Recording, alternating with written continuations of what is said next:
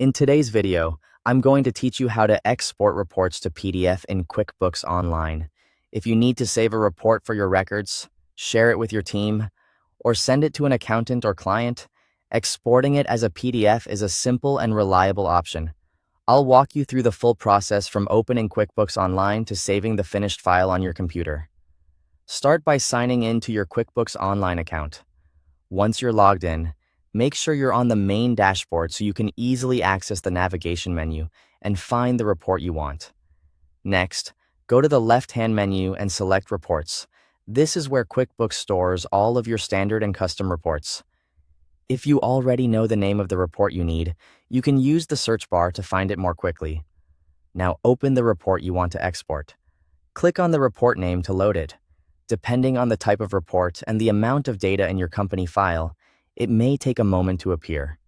Once the report is open, set the report period and any report settings you want to use. For example, you may want to adjust the date range to this month, last quarter, or a custom period. This step is important because the PDF will reflect exactly what you see on screen, so it's a good idea to double-check the report details before exporting. After that, wait for the report to refresh. QuickBooks will automatically update the information based on the date range and settings you selected. Give it a few seconds to fully load so you know you're exporting the correct version.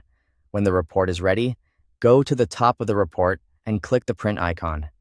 This opens the print function for that report and prepares it for printing or saving.